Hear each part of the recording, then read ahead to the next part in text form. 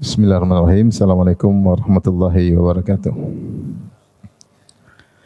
Alhamdulillahi ala ihsani wa syukru lahu ala taufiqihi wa amtinani. Asyhadu an la ilaha illallah wahdahu la syarika lahu ta'ziman li sya'nih. Wa asyhadu anna Muhammadan abduhu wa rasuluhu adda'i ila ridwanih. Allahumma salli alaihi wa ala alihi wa ashabihi wa ikhwanih. Hadirin dan hadirat yang dirahmati oleh Allah Subhanahu wa taala.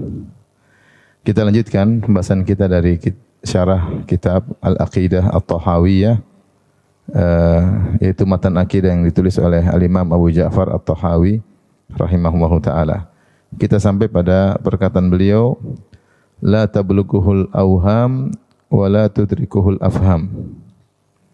Maknanya la tablughul awham, Allah itu tidak bisa dijangkau dengan persangkaan, yaitu Allah tidak bisa dijangkau oleh al-awham. Al-awham maknanya adalah zon. Dalam bahasa Arab dikatakan tawahamtu syai'a, yaitu zonantuhu. Jadi al-waham maksudnya adalah zon. Al-waham sama dengan al-zon, sama dengan persangkaan. Jadi Allah Subhanahu wa taala tidak bisa dijangkau oleh persangkaan-persangkaan. Ini di mana Al-Imam Tahawi berbicara tentang sifat-sifat Allah. Bahwasanya kaifiyah bagaimana sifat Allah itu tidak bisa dijangkau oleh persangkaan, dugaan-dugaan. Wala tudrikuhul afham, dan tidak bisa diliputi oleh akal pikiran atau nalar. Dalam bahasa Arab disebut fahimtu syai' ay alimtuhu. Fahimtu syai' alimtuhu. Jadi al-faham sama dengan al-ilm, ya. Maksudnya tidak bisa dipahami, tidak bisa ditangkap oleh akal. Allah berfirman, ya, wala yuhituna bihi ilma. Bahwasanya mereka tidak bisa meliputi Allah Subhanahu wa taala dengan ilmu mereka. Jadi maksud dari perkataan At-Tahawi la tublughuhul awham, yaitu dugaan-dugaan tentang sifat Allah tidak akan bisa sampai pada hakikatnya. Demikian juga wala tudrikul afham, bahwasanya akal memang mengetahui adanya Tuhan, mengetahui sifat-sifat, tapi secara global. Adapun hakikatnya secara detail, akal enggak bakalan sampai. Adapun dalil akan hal ini, tidak mampuan akal atau persangkaan tentang bagaimana sifat Allah, di antaranya dalam surat Asy-Syura ayat 11, laisa kamitslihi syai'un wa huwas samiul basir. Tidak ada sesuatu pun yang serupa dengan Allah, dan Dia Maha mendengar lagi Maha melihat. Di sini Allah mengatakan laisa kamitslihi syai', tidak ada sesuatu pun yang serupa dengan Allah. Sehingga apapun yang kita renungkan tentang kaifiyat sifat Allah, bagaimana sifat Allah, pasti keliru. Pasti apa? Keliru. Karena Allah mengatakan laisa kamitslihi syai', tidak sesuatu pun yang serupa dengan Allah Subhanahu wa taala. Wa huwas samiul basir, Allah Maha mendengar lagi Maha melihat. Allah mendengar melihat pun tidak sama dengan mendengar dan melihatnya makhluk. Kita bisa memahami secara global, mendengar, melihat, kita ngerti. Tapi bagaimananya secara detail Allah mendengar, Allah melihat, kita enggak bakalan bisa memahami. Mau kita bayangkan pun tidak bisa. Tapi kita bisa memahami secara global. Maka di sinilah At-Tahawi mengatakan wala tudrikuhu al-afham. Idrak itu menguasai. Akal tidak bisa meliputi. Bisa memahami tapi tidak bisa meliputi. Akal bisa memahami. Apa itu mendengar melihat? Tahu, kita paham. Tapi bagaimananya Allah melihat, bagaimana mendengar, enggak bakalan kita bisa tahu. Tapi kita ngerti makna mendengar dan melihat. Kemudian juga dalam surat Thaha Allah berfirman, wala yuhituna bihi ilma.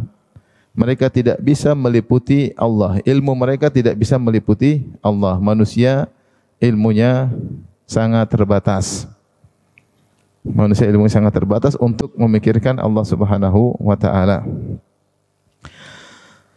Ikhwan dan akhwat yang dirahmati Allah Subhanahu wa taala, di sini saya akan jelaskan ketidakmampuan atau ketidaktahuan kita terhadap Allah dari beberapa sisi.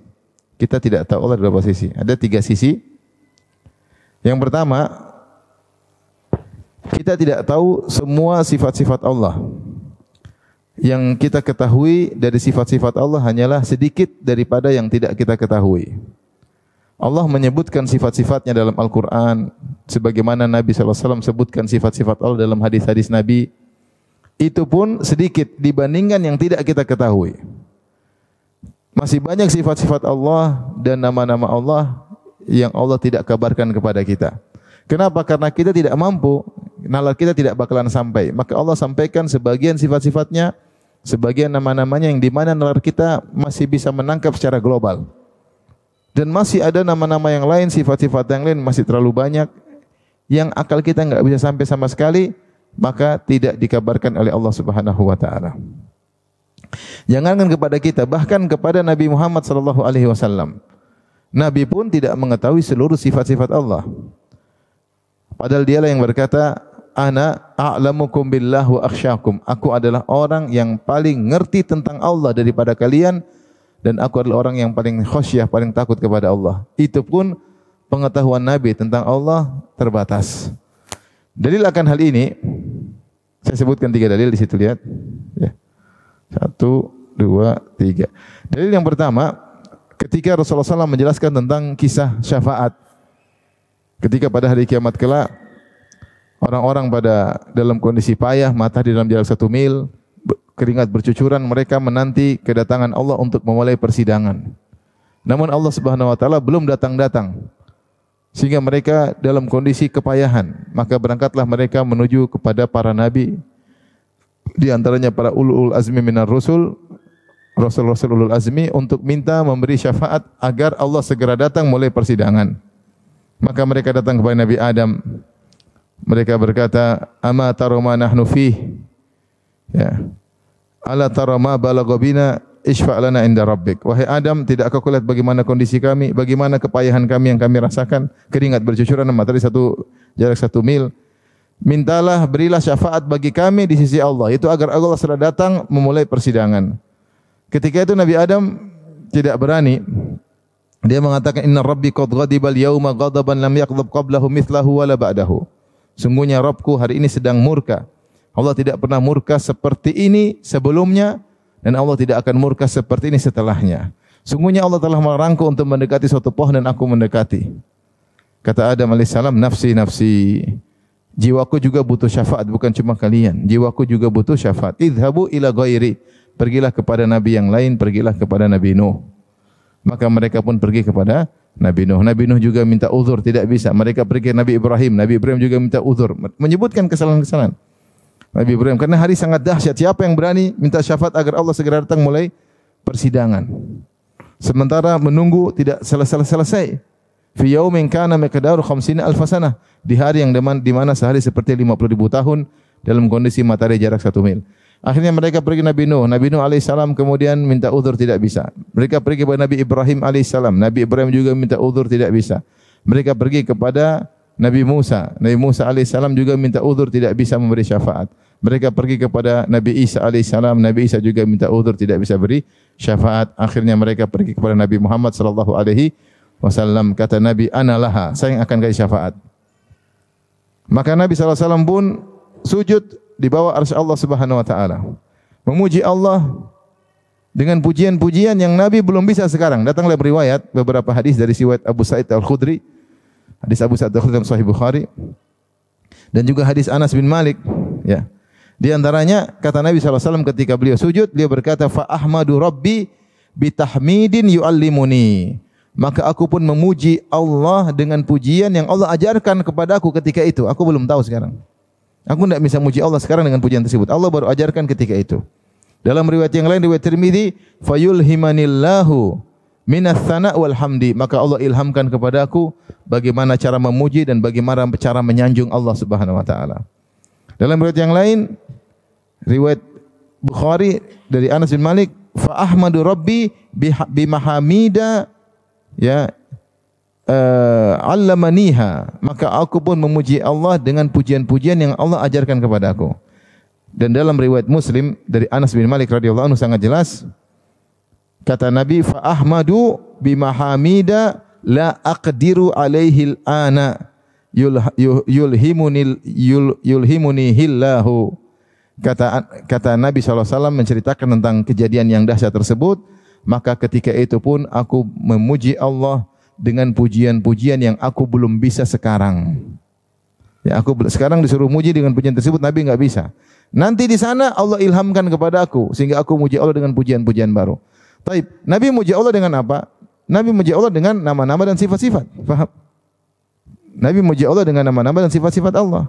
Kita memuji Allah dengan apa? Memuji nama-namanya dan sifat-sifatnya. Berarti ada nama-nama dan sifat-sifat yang belum diketahui oleh Nabi sekarang, iya atau tidak? Nabi baru tahu nanti kapan? Ketika hari kiamat. Karena Nabi bilang la aqdiru alaihil an. Aku sekarang belum tahu cara memuji Allah dengan pujian tersebut. Nanti Allah ilhamkan, Allah ajarkan aku ketika di hari kiamat tersebut. Ini dalil bahwasanya masih banyak nama-nama dan sifat-sifat Allah yang Nabi saja tidak tahu. Ini dalil pertama bahwasanya masih banyak nama-nama dan sifat-sifat Allah yang Nabi juga tidak tahu. Yang dalil kedua, di antara doa Nabi ketika beliau tahajud atau ketika beliau witir, beliau berdoa ya di akhir doanya ya, la uhsi thana'an 'alaik anta kama athnaita 'ala nafsik. Dan kita sering dengar kalau di bulan Ramadan imam sering baca doa ini ya. Na'udzu biridhaka min sakhatik wa bi mu'afatika min uqubatik wa bika mink la nuhsi thana'an 'alaik. Ini sering dibaca oleh imam-imam. Ya. Ya Allah, aku berlindung dengan keridhaan-Mu ya, daripada kemarahan-Mu, dan aku berlindung dari ampunan-Mu ya, daripada kemurkaan-Mu. Kami tidak bisa memuji kepada Engkau dengan pujian yang seharusnya. La nuhsi thana'an 'alaik. Kami tidak bisa meliputi seluruh pujian untuk-Mu. Anta kama athnaita 'ala nafsik. Yang bisa memuji dirimu dengan sesungguhnya adalah dirimu sendiri. Saya ulangi, Nabi berkata, la uhsi thana'an 'alaik. Aku tidak bisa memuji Engkau ya Allah dengan pujian yang meliputi segala pujian. Aku tidak mampu. Kenapa? Ilmu Nabi terbatas. Anta kama athnaita 'ala nafsik. Yang bisa muji Engkau adalah dirimu sendiri. Engkau sebagaimana kau puji dirimu sendiri. Ini dalil Nabi SAW tidak mengetahui seluruh nama-nama dan sifat-sifat Allah Subhanahu wa taala.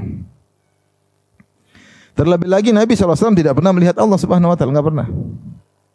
Seandainya Nabi pernah melihat Allah, tentu akan ada pujian-pujian lain yang akan muncul dari Nabi SAW.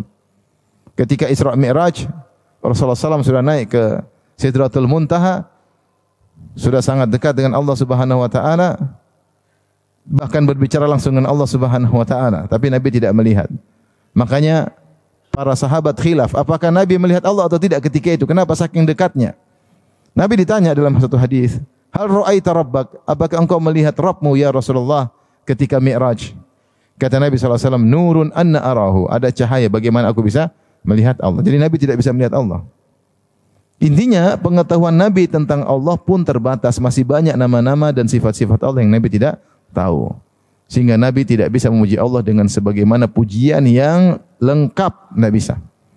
La uhsi thana'an 'alaik. Aku tidak bisa menyanjungmu dengan seluruh sanjungan. Anta kama athnaita 'ala nafsik. Engkau yang lebih tahu tentang dirimu ya Allah. Agar kita tahu bahwasanya Tuhan kita ini maha segalanya. Di luar daripada jangkauan kita. Sangat indah, maha luar biasa, maha dahsyat, semuanya ada pada Tuhan kita. Demikian dalam hadis tentang penghilang kesedihan, ya. Hadis panjang, kalau orang sedih maka kita dianjurkan untuk baca doa tersebut ya. Allahumma inni abduk ibnu abdik ibnu amatik nasiyati biyadik madhin fiya hukmuk adlun fiya qada'uk as'aluka bi kulli ismin huwa lak sammaita bihi nafsak aw anzaltahu fi kitabik aw 'allamtahu ahadan min khalqik aw ista'tharta bihi fi ilmi al-ghaib indak an taj'al Qur'ana rabi'a qalbi wa nura sadri wa jala huzni wa dhahaba ghammi. Kata Nabi, tidak ada seorang pun yang sedih kemudian membaca doa ini. Ini doa luar biasa. Doa penghilang kesedihan. Antum sering sedih atau tidak? Atau jarang? Siapa yang sedih baca doa ini, sedihnya hilang. Allahumma inni abduk. Ya Allah, sungguhnya aku adalah apa? Hambamu. Ibnu abdik, aku adalah anak dari hambamu. Itu bapakku juga hambamu ya Allah. Ibnu amatik, aku adalah putra dari ibuku yang ibuku juga hambamu. Nasiyati biyadik, ubun-ubunku berada di tanganmu. Itu engkau yang ngatur urusanku semuanya. Madhin fiyya hukmuk, bahwasanya hukummu pasti berlaku padaku. Aku enggak bisa keluar dari keputusanmu. Enggak bisa. Semua yang berlaku padaku adalah dari hukummu. Adlun fiyya qada'uk, dan semua yang menimpaku adalah keadilan darimu. Kau tidak zalim sama sekali, subhanallah. Ya, orang terkena kesedihan kadang-kadang mikir macam-macam tentang Allah. Maka dia ucapkan doa tersebut. Madhin fiyya hukmuk, aku hanyalah hambamu ya Allah. Jangankan aku, bapakku, ibuku juga hambamu. Kami semua di bawah naunganmu. Semua hukummu pasti berlaku kepadaku dan keputusanmu pasti adil padaku. As'aluka bikulli ismin halak. Aku mohon kepada engkau dengan nama seluruh nama yang kau miliki. Sammaita bihi nafsak, yang nama-nama tersebut kau namakan dirimu sendiri. Au anzaltahu fi kitabik, atau kau turunkan, yang kau turunkan di dalam Al-Qur'anmu. Anzaltahu fi kitabik. Au alamtahu ahdan min khalqik, atau kau ajarkan kepada hambamu, yaitu kepada para nabi, di antaranya Nabi Muhammad sallallahu alaihi wasallam. Aw ista'tharta bihi fi ilmil ghaibi indak, dan ada nama-namamu yang kau simpan di ilmu gaibmu. Malaikat tidak tahu, nabi pun tidak tahu. Berarti di sini Nabi menyebutkan nama Allah ada 3 model. Yang pertama Allah turunkan dalam kitabnya, itu dalam Al-Qur'an. Nama-nama Allah banyak, asmaul husna di dalam Al-Qur'an. Yang kedua, aw alam tahu ahadan min khalqik, itu nama-nama Allah yang kau ajarkan kepada hambamu, kepada Nabi Muhammad sallallahu alaihi wasallam. Kalau di zaman Nabi sebelumnya kepada Nabi Musa, kepada Nabi Isa, kalau zaman kita kepada Nabi Muhammad sallallahu alaihi wasallam. Ada model ketiga, aw ista'tharta bihi fi ilmil ghaibi indak, dan ada nama-namamu yang kau sembunyikan dalam ilmu gaibmu. Tidak ada nabi yang tahu, tidak ada malaikat yang tahu. Anta ja'alal Qur'ana rabi'a qalbi.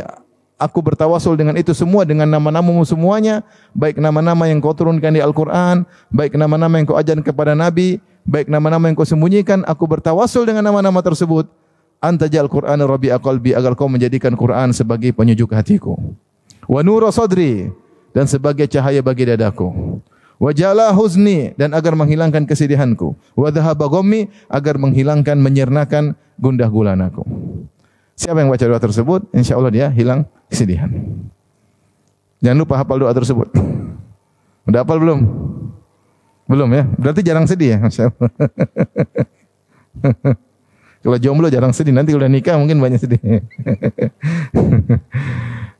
Jadi subhanallah, Allah Subhanahu wa taala, Nabi sallallahu alaihi wasallam menyebutkan bahwasanya di antara nama-nama Allah ada yang disembunyikan ya. Jadi oke. Oh, oke. Tes. Jadi Nabi sallallahu alaihi wasallam sebutkan ya nama-nama ya yang engkau sembunyikan dalam ilmu gaibmu. Jadi malaikat tidak tahu, kemudian nabi-nabi juga tidak ada yang tahu. Nah, nama-nama Allah pasti mencakup sifat. Setiap nama mengandung sifat. Seperti contoh, nama Allah Al-Alim, Allah Maha berilmu, berarti Allah punya sifat apa? Ilmu. Al-Basir, Allah Maha melihat, berarti Allah punya sifat basar, melihat. Paham? Nah, kalau ada nama-nama Allah banyak yang Nabi saja tidak tahu, berarti banyak juga sifat-sifat yang Nabi tidak tahu. Paham? Berarti ada nama-nama dan sifat-sifat yang Nabi tidak tahu. Kalau Nabi saja tidak tahu, apalagi kita. Maka maksud saya ini sisi pertama bahwasanya pengetahuan kita tentang Allah itu sangat minim, sangat terbatas. Dari sisi apa? Dari sisi bahwasanya kita hanya tahu tentang kabar tentang nama-nama dan sifat Allah itu hanya sedikit. Saya bacakan perkataan Ibnu Qayyim rahimahullah dalam kitab Thariqul Hijratain. Saya bacakan. Beliau berkata, "Fala yuhsi ahadun min khalqihi thana'an 'alaihi al-battah." Tidak seorang pun yang mampu meliputi seluruh pujian Allah, sama sekali enggak ada. Walahu asma'un wa awsafun wa hamdun wa natha'un wa thana'un la ya'lamuhu malakun muqarrabun wala nabiyyun mursal. Sungguhnya Allah memiliki nama-nama, memiliki sifat-sifat, memiliki pujian-pujian, memiliki sanjungan-sanjungan yang tidak ada yang tahu kecuali Allah sendiri. Malaikat tidak tahu, nabi pun tidak tahu. Wa nisbatu ma ya'lamul ibadu fi dzalika min dzalika ila ma la ya'lamunahu kanaqrati usfurin fi bahr. Kata Ibnu Qayyim rahimahullah. Dan persentase ilmu kita tentang Allah dibandingkan dengan sifat-sifat Allah yang Allah sembunyikan seperti gagak yang mematuk air di lautan. Yang kita tahu tentang Allah cuma apa sih? Sedikit. Cuma sedikit. Dibandingkan yang Allah sembunyikan. Dari sini kita tahu bahwasanya Allah itu tidak mungkin dijangkau oleh persangkaan-persangkaan dan tidak mungkin dijangkau oleh pikiran. Pikiran kita hanya bisa tahu secara global, adapun secara detail kita nggak bakalan mampu. Ini sisi pertama, penjelasan tentang perkataan At-Tahawi, la tablughuhul awham wa la tudrikul afham. Allah itu tidak bisa dicapai dijangkau oleh persangkaan-persangkaan dan tidak bisa diliputi oleh pemikiran. Sisi pertama tadi. Sisi kedua, yang kita pun tahu dari sifat-sifat Allah. Kita tahu Allah melihat, Allah mendengar, Allah berbicara. Kita tahu sifat-sifat Allah tersebut, ya. Kita tahu sifat-sifat Allah tersebut. Allah Maha Hidup, Allah Maha Iman. Tapi itu pun kita tidak tahu kaifiatnya, kita hanya tahu maknanya. Perhatikan, ini sisi kedua. Sisi kedua, ketidaktahuan kita tentang Allah. Sifat-sifat yang Allah kabarkan kepada kita pun kita hanya tahu secara makna. Bagaimana kita tidak tahu. Contoh Allah kabarkan Allah punya wajah. Kita enggak tahu gimana wajah Allah. Contoh Allah kabarkan bahwasanya Allah beristiwa di atas arsy. Kita enggak tahu bagaimana istiwanya Allah, enggak tahu. Allah kabarkan Allah mendengar dan melihat. Bagaimana cara Allah mendengar, bagaimana cara melihat, kita enggak tahu. Tapi kita ngerti Allah mendengar, Allah melihat, Allah beristiwa di atas arsy. Allah punya wajah, kita ngerti. Tetapi bagaimananya kita tidak tahu. Ini sisi kedua. Sisi kedua yang menunjukkan bahwasanya ilmu kita tentang Allah sangat minim. Sifat-sifat sedikit yang Allah kabarkan kepada kita pun, itu pun kita hanya tahu makna global, asal makna, bukan mengetahui kaifiatnya. Faham? Untuk mengaji Tahawi harus seger ya, kalau ngantuk jangan. Kalau ngantuk butuh. Paham tidak? Paham. Yang ketiga, makna yang kita ketahui pun tentang misalnya makna melihat, kita hanya mengetahui asal makna, bukan seluruh makna.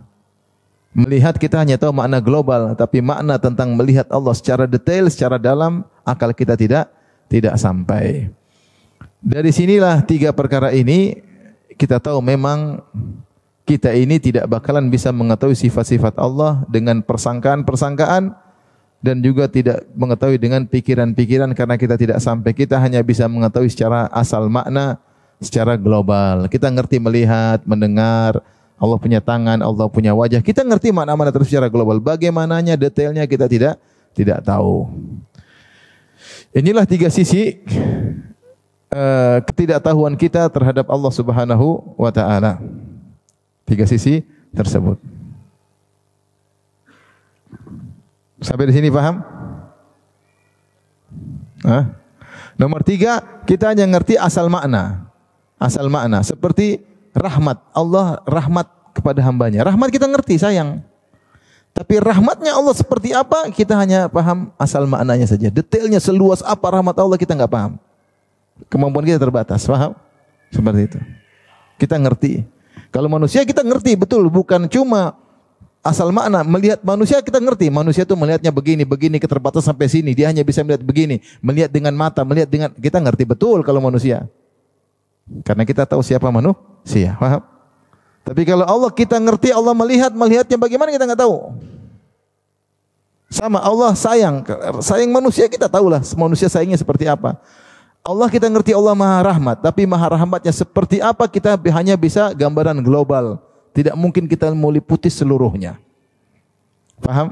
Dari situ kita tahu bahwasanya pemahaman kita tentang sifat-sifat Allah sangat terbatas.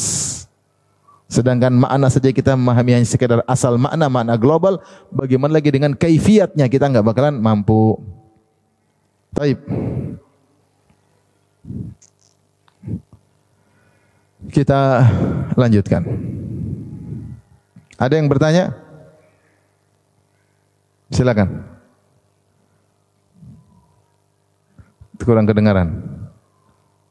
Ya. Nah.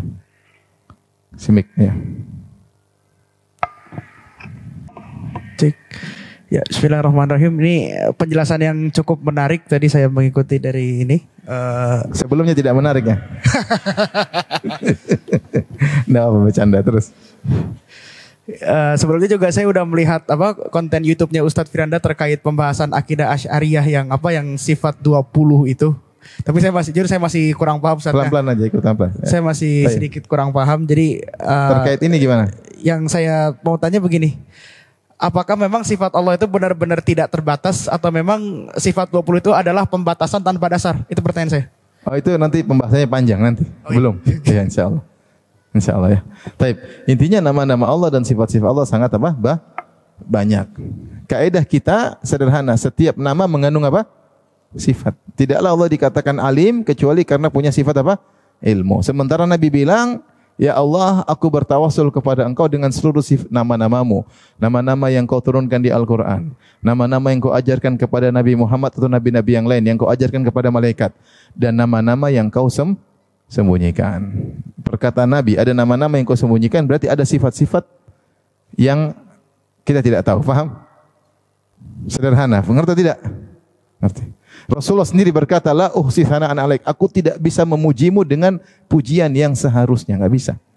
Kenapa Nabi tidak bisa? Karena masih banyak nama-nama dan sifat-sifat yang Nabi tidak tahu. Nabi yang bilang nanti pada hari kiamat aku akan puji Allah supaya Allah segera datang mulai persidangan dengan pujian-pujian yang saya belum bisa sekarang. Belum dikasih ilmunya oleh Allah. Bimahabid, tapi nanti pada hari tersebut Allah akan ajarkan kepadaku. Allamaniha, Allah ajarkan kepadaku. Baik, kita lanjutkan.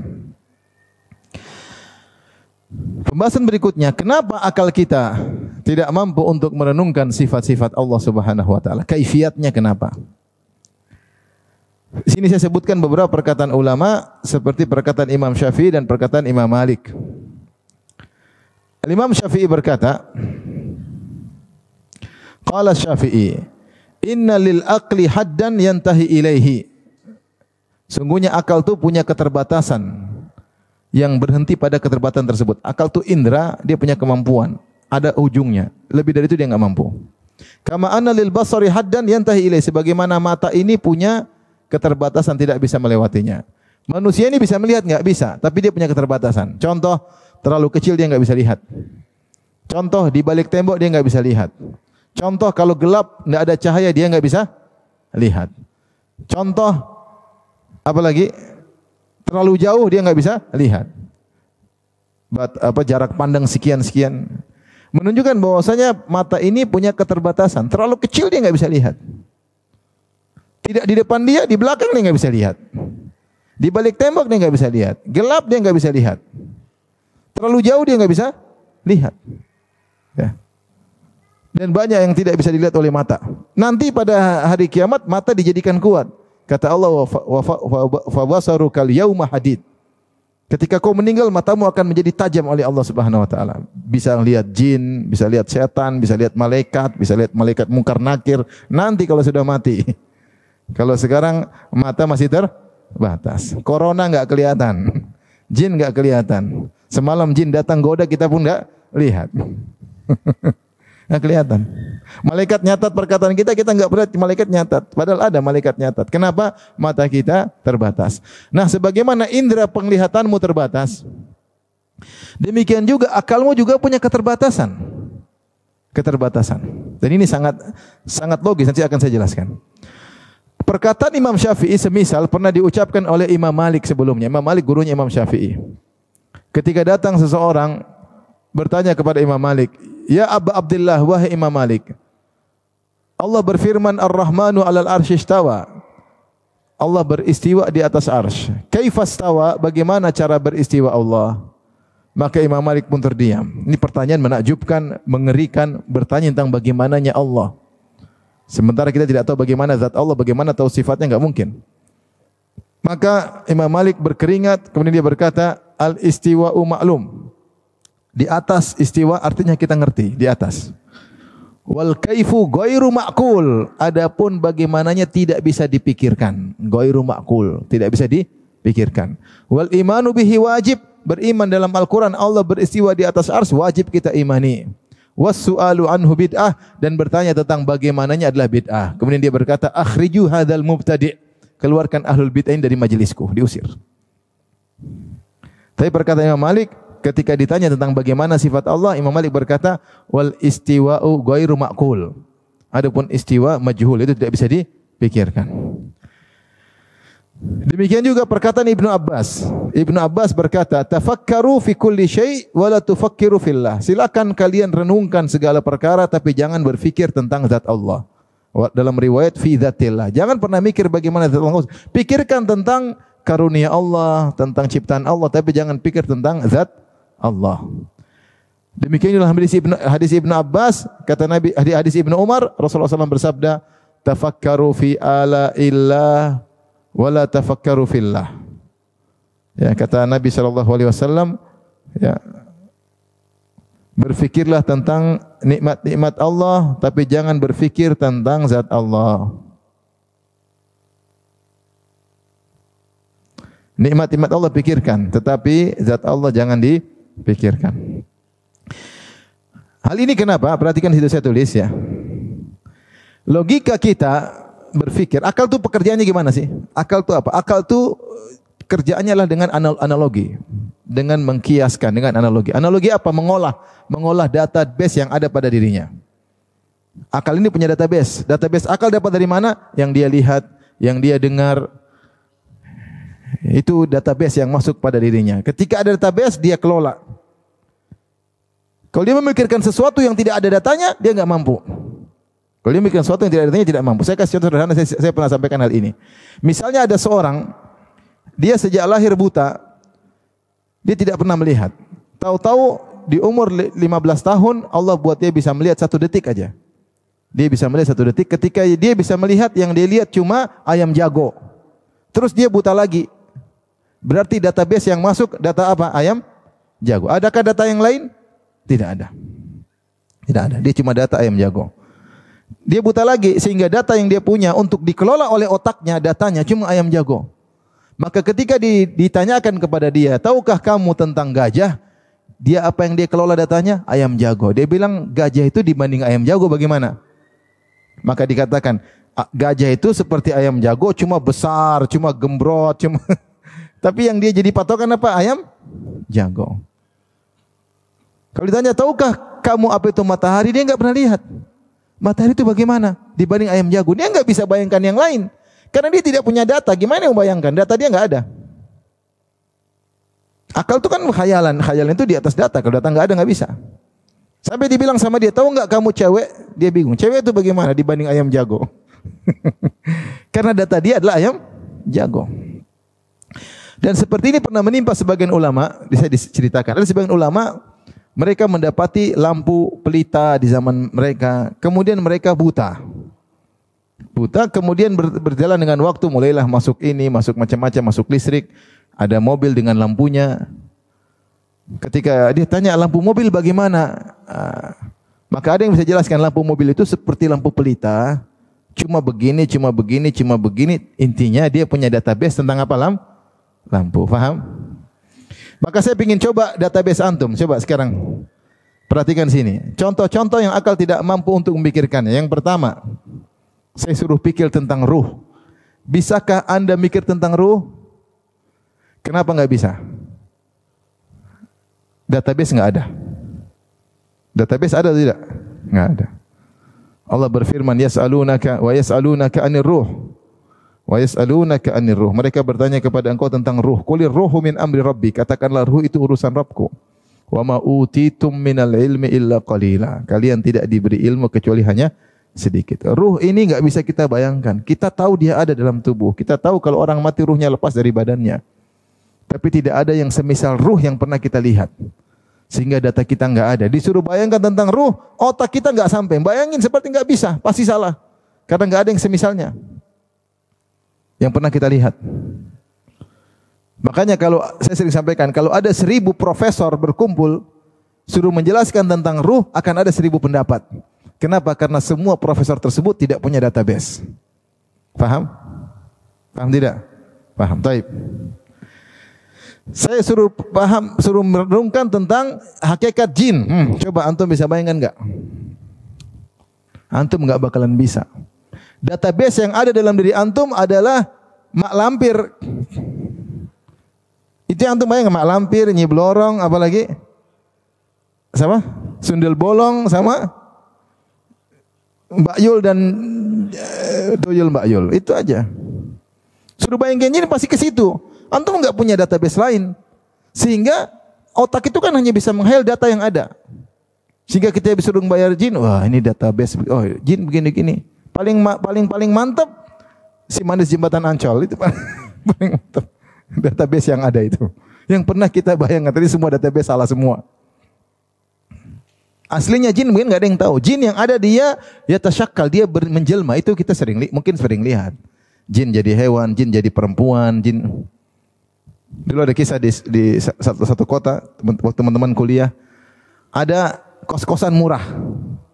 Enggak ada yang berani ngekos di situ. Kenapa? Setiap malam ada cewek mandi di tengah.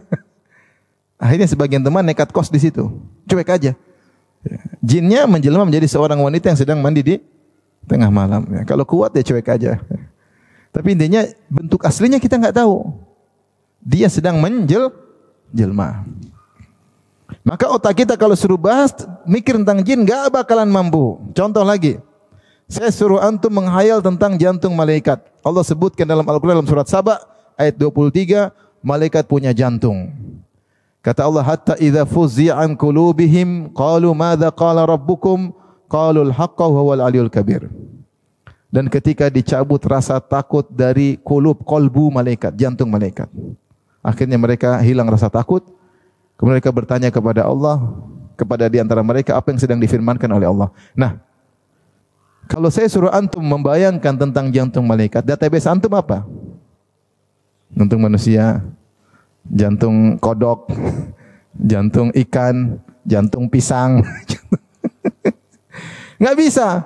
Bayangan antum malaikat. Kalau jantung kita ada kolesterolnya, ada asam uratnya, ada air darah naik, darah turun, ada katupnya, ada dek. Malaikat tercipta dari cahaya. Malaikat tidak makan dan tidak minum. Pasti tidak ada kolesterolnya. Dia tidak makan, tidak minum. Suruh bayangin, enggak mampu antum bayangin. Enggak mampu. Tapi dia punya jantung kata Allah Subhanahu wa taala. Gimana jantungnya? Enggak mungkin bisa mikir. Kenapa enggak mungkin bisa mikir? Antum tidak punya data base. Sederhana aja. Karena kemampuan otak dibangun di atas database. Demikian juga terlalu banyak nikmat surga yang tidak bisa antum sebutkan, tidak antum bisa bayangkan. Rasulullah telah sebutkan dalam hadis qudsi, kata Allah Subhanahu wa taala, a'dadtu li ibadiyas shalihin. Aku siapkan di surga bagi hamba-hambaku yang saleh. Kenikmatan mala ainun ra'at, kenikmatan yang mata mereka tidak pernah lihat di dunia. Wala udhunun sami'at, kenikmatan yang telinga mereka enggak pernah dengar. Wala khatara ala qalbi bashar, dan tidak pernah terbetik dalam hati manusia. Luar biasa. Ada suara-suara indah nanti di surga yang kita tidak pernah dengar di dunia. Ada nikmat-nikmat di surga yang tidak pernah kita lihat dengan mata kita. Jangankan dilihat, jangankan didengar, terbetik aja tidak pernah. Makanya kalau disuruh bayangkan nikmat surga pasti keliru. Karena kata Nabi tidak pernah terbetik dalam hati manusia. Contoh ketika Nabi sebutkan tentang bidadari, ka'annahunnal yaqutu wal marjan dalam Al-Quran. Ya. Fihinna qasiratut tarf lam yatamithunna insun qablahum wala jan. Di surga ada bidadari-bidadari yang selalu tundukkan pandangan, tidak pernah melihat kecuali suaminya. Tidak pernah disentuh oleh jin dan manusia. Sifat mereka ka'annahunnal yaqutu wal marjan. Mereka itu seperti al-yakut, seperti permata yang bening, dan al-marjan seperti mutiara yang putih. Gimana gabungin ada cewek bening dan putih? Susah kan? Kalau bening-bening, kalau putih-putih. Ini putih dan bening susah. Makanya Rasulullah sebutkan sifat bidadari, kata Nabi SAW, kabiduha mir'atuhu. Sungguhnya hati bidadari itu adalah cermin bagi suaminya. Artinya kalau antum masuk surga, antum ketemu cewek di bidadari, cewek di surga, wajah antum di situ dalam hatinya, benar-benar cermin. Ini gimana badannya? Bisa antum bayangkan? Antum bayangin robot kalian. Nabi juga sebutkan tentang bidadari, yura mukhu saqaiha min wara'il lahmi minal husni. Kata Nabi, terlihat sumsum tulang betisnya, sumsum tulangnya di balik daging betisnya karena saking cantiknya. Ini sudah kita nggak bisa bayangkan. Ada perempuan sangat cantik, saking beningnya sampai sumsumnya di balik tulang, dalam tulang kelihatan. Jadi betisnya, dagingnya tembus pandang, tulangnya tembus pandang, kelihatan apa? Sumsumnya. Antum bayangin apa? Setan. Bayangin apa? Ada perempuan, perempuan sumsumnya kelihatan, tulangnya kelihatan. Siapa yang mau nikah sama perempuan kayak gitu? Tapi Nabi mengatakan minal husni, saking apa? Cantiknya. Maka maksud saya, kalau kita disuruh mikir tentang nikmat surga, kita enggak mampu. Kenapa tidak mampu? Jawabannya karena tidak punya database. Data enggak punya. Untuk dikelola enggak ada. Gimana mau? Ibarat kalau tadi saya mau apa namanya? Tadi ada kartu e-tol yang mau saya periksa. Saya periksa pakai aplikasi, enggak kebaca. Enggak kebaca. Karena data untuk baca ini enggak ada. Gimana saya mau baca? Paham? Enggak bisa. Harus ada satu file yang dimasukkan untuk bisa baca itu. Kira-kira begitu. Kita ini mau disuruh bayangin sesuatu, kalau enggak ada datanya gimana mau bayangin? Enggak bisa. Enggak bisa. Makanya saya bilang kalau kita disuruh bayangkan tentang tampannya Nabi Yusuf, kita enggak bakalan mampu. Otak kita enggak mampu. Perempuan suruh bayangkan tampannya Nabi Yusuf, enggak mampu. Yang begitu tampannya sampai mereka motong-motong tangan mereka enggak sadar. Enggak bisa. Bayangin paling siapa yang mau dibayangin? Paling suaminya sendiri. Kalau tampan.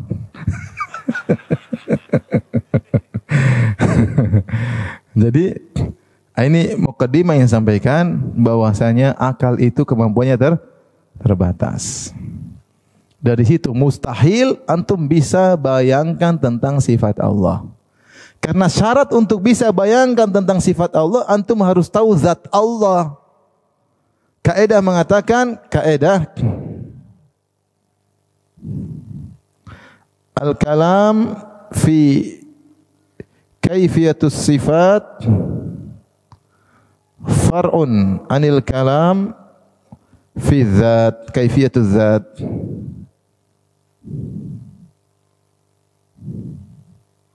Pembahasan tentang bagaimananya sifat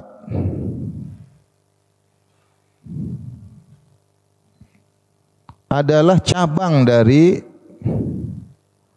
pembahasan tentang bagaimananya zat.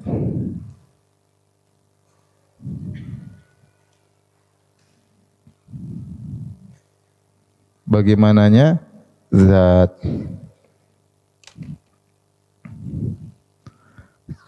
Kalau orang tanya sama antum misalnya, "Wahai fulan, tahu enggak kamu tangan jin?" Kita jadi, "Kamu tahu enggak? Kabarkan kepadaku bagaimana zatnya." Kalau kau kasih tahu bagaimana zatnya, saya akan kasih tahu bagaimana sifat tangannya. Paham? Kalau kau tidak tahu zatnya, saya bagaimana bisa jelasin? Ya. Paham? Kita bilang di antara ciri air mencari tempat yang lebih rendah karena kita tahu zat air seperti apa. Kita tahu udara atau gas menempati ruang, kita tahu zat gas seperti apa. Kita ngerti. Kalau tahu zat, kita tahu sifatnya seperti apa, kira-kira pun kita bisa ngerti. Kalau zatnya enggak tahu, selesai urusan. Kalau yang bertanya, kamu bilang Allah punya wajah, kita bilang iya, dalilnya banyak. Di antara puncak kenikmatan memandang wajah Allah Subhanahu wa taala. Dalam Al-Qur'an juga Allah sebut tentang wajahnya. Wa yabqa wajhu rabbika dzul jalali wal ikram, dan menetap kekal wajah Allah yang mulia. Baik. Bagaimana wajah Allah? Kita bilang bagaimana dulu zatnya. Karena pembahasan tentang bagaimana sifat adalah cabang dari pembahasan tentang bagaimana zat. Kalau bagaimananya zat kita tahu, kita bakalan tahu bagaimananya sifat. Kalau bagaimananya zat tidak tahu, tidak bakalan tahu bagaimananya apa? Sifat. Selesai. Baik. Sekarang saya sampaikan contoh terkait dalam Al-Quran, biar kita bisa bayangkan. Allah mengabarkan dalam Al-Quran istiwa. Istiwa Allah sebutkan dua model. Istiwanya Allah, yang kedua istiwanya makhluk. Kita masuk dulu istiwanya makhluk. Ya. Istiwanya makhluk dulu. Baik. Istiwanya makhluk ada 4 istiwa Allah sebutkan. Istiwa artinya di atas. Pertama, perhatikan istiwanya manusia di atas kapal.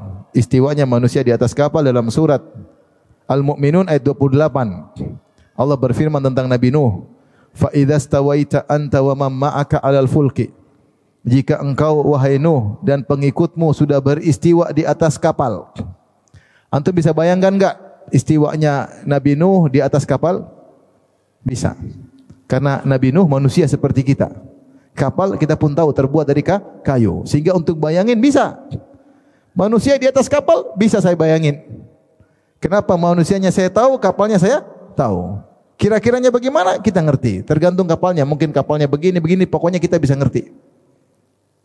Karena kita tahu tentang zat manusia dan juga zat kapal. Yang kedua contohnya Allah sebutkan tentang istiwanya manusia di atas tunggangan. Dalam surat Az-Zukhruf ayat 13.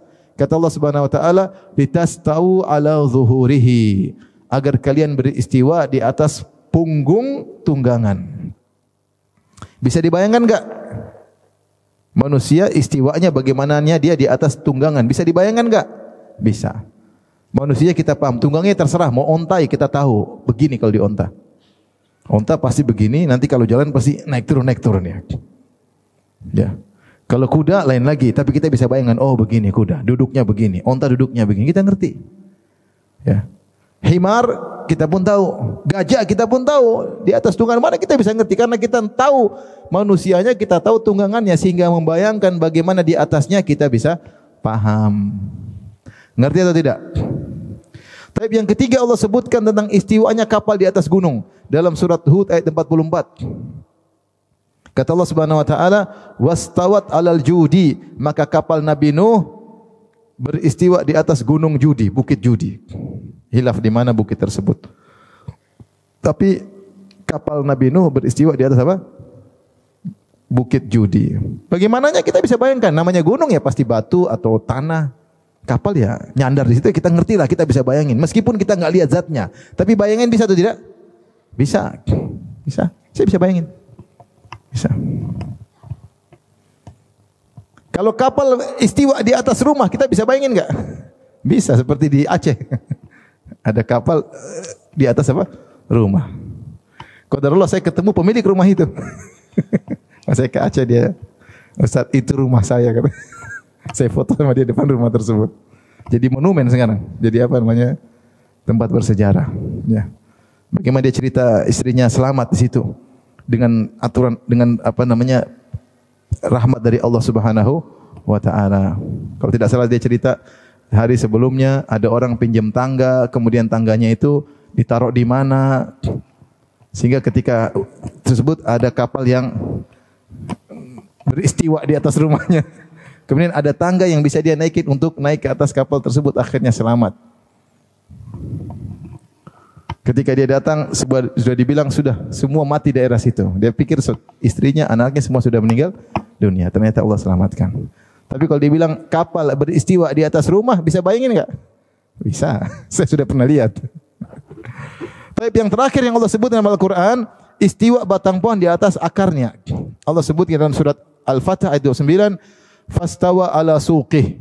Maka batang pohon tegak di atas akarnya. Kita bisa bayangin, gampang. Ini semua karena makhluk. Manusia, kapal, ini semua makhluk kita bisa bayangkan. Coba kita pindah ke istiwanya Allah. Allah sebutkan dalam 7 ayat. Allah beristiwa di atas arsy. Ar-Rahmanu 'alal arsy istawa. Allah Ar-Rahman beristiwa di atas arsy. Dalam ayat yang lain, "Tsumma stawa 'alal arsy." Kemudian Allah beristiwa di atas arsy. Gimana bayangin? Enggak bisa. Untuk bisa membayangkan Allah beristiwa di atas arsy, kita harus tahu pertama Allah bagaimana. Allah bagaimana? Enggak tahu. Oh, bagaimana kita bayangin? Allah kita enggak tahu. Yang kedua kita harus tahu juga arsy seperti apa. Atasnya bagaimana? Kita enggak tahu. Kalau begitu kita enggak bakalan tahu. Maka benar perkataan Imam Malik ketika ditanya kaifastawa, bagaimana Allah beristiwa, maka dia pun marah. Dia mengatakan al-istiwa'u ma'lum. Istiwa kita sudah ngerti maknanya, ala wartafa'a. Para salaf menyebutkan istiwa maknanya di atas. Wal kaifu ghairu ma'qul, dan bagaimananya tidak bisa dipikirkan kata Imam Malik. Kenapa? Database-mu enggak ada. Database-mu Enggak ada. Oleh karena itu kalau ada informasi dari Allah, Allah begini-begini, terima aja. Yang penting kita paham maknanya. Jangan kita bayangkan bagaimananya, kemudian kita lazim-lazimkan. Contoh seperti Ar-Razi, di antara cara dia menolak sifat istiwa, dia langsung menggunakan database yang salah. Dia bilang Allah beristiwa di atas harus kita takwil, tidak bisa kita terima zahirnya. Kenapa? Karena yang namanya istiwa itu pasti yang di atas lebih kecil daripada yang di bawah. Yang di atas membutuhkan yang di bawah. Yang di atas diliputi oleh yang di bawah. Kalau yang di bawah jatuh, yang di atas ikut jatuh. Lihat, itu semua database yang dia pakai database makhluk, database manusia. Dia gunakan database untuk mikir Allah, salah atau benar? Salah lah. Sama antum tadi mau mikir, saya suruh pikir jantung malaikat, antum pakainya jantung antum yang penuh kolesterol, antum gunakan mikir jantung malaikat. Enggak bisa, salah. Database yang antum gunakan untuk mikir zat lain, enggak bisa. Enggak bisa. Pasti salah. Sehingga antum kemudian kelazimannya berarti malaikat itu ya mungkin harus medical check up setiap bulan. Karena kerjaannya banyak seperti kita. Antum sudah salah. Salah, antum menggunakan database manusia untuk berbicara tentang apa? Malaikat. Sama ketika Allah bilang Allah beristiwa, jangan gunakan database manusia. Seperti Ar-Razi dalam tafsirnya. Dia mengatakan berarti kalau Allah kita ambil makna zahirnya Allah di atas ars, berarti Allah lebih kecil daripada ars. Berarti Allah lebih butuh kepada ars. Berarti ars menaungi Allah. Berarti kalau ars jatuh Allah ikut jatuh. Kalau gitu kita bilang Allah tidak di atas ars. Ini salah menggunakan database. Ngerti? Padahal database itu juga tidak benar. Ada database yang tidak seperti itu. Contoh, langit dan bumi. Ini makhluk juga yang kita lihat. Kita punya database lain. Kita bilang database yang kau sebutkan pertama salah. Yang kedua, databasemu juga tidak komprehensif, tidak mencakup semuanya database tersebut. Apa namanya istilahnya? Bukan komprehensif, tidak menyeluruh. Tidak universal. Database kamu itu juga tidak universal. Buktinya apa? Langit ada di atas bumi. Ternyata langit tidak kecil daripada bumi. Paham? Langit di atas bumi, ternyata langit tidak butuh kepada bumi. Berarti tidak semua yang di atas lebih kecil daripada yang di bawah. Dan tidak semua yang di atas butuh kepada yang di bawah. Apalagi Allah yang mengatakan bahwasanya wal ardu jami'an qabdatuhu yaumal qiyamah was samawati matwiyatun bi yaminih. Kata Allah, mereka tidak mengagungkan Allah sebagaimana mestinya, padahal hari kiamat bumi dalam genggaman Allah dan langit dilipat oleh tangan kanan Allah. Bagaimana Allah lebih kecil dari langit? Paham? Oleh karenanya gara-gara dia menggunakan database yang salah, akhirnya dia tolak ayat tersebut. Dan tidak ada ayat-ayat sifat yang ditolak oleh ahlul bid'ah kecuali dia menggunakan database yang salah terlebih dahulu. Kalau gini berarti begini, kalau gini berarti begini, kalau gini berarti ya sudah. Seperti bilang Allah, tidak boleh kita bilang Allah marah. Kalau Allah marah itu apa? Marah itu darah jantung yang lagi bergejolak. Kalau marah berarti Allah, itu kan kau gunakan database manusia. Ya. Kalau Allah marah tidak ada begitu-begitunya, yang marah ya marah. Malaikat marah juga tidak ada jantung derah malaikat kemudian. Tapi malaikat bisa marah enggak? Bisa. Oleh karenanya dari sini kita tahu bahwasanya akal kita ini sangat terbatas dan tidak mampu untuk merenungkan tentang kaifiat zat Allah karena dia di luar nalar akal, di luar ranahnya. Sebagian perkataan Imam Syafi'i rahimahullahu taala, "Anna lil aqli haddan yantahi ilaihi kama anna lil basari haddan yantahi ilaihi." Akal punya keterbatasan sebagaimana mata juga punya keterbatasan. Oleh karenanya kesimpulannya ini saya tulis ini. Ini menunjukkan bahwa terkait sifat-sifat Allah harus tauqifi. Tauqifi ya. Tauqifi itu harus berdasarkan dalil. Kita tinggal tunggu informasi. Apa yang Allah informasikan kita terima itu aja. Faham?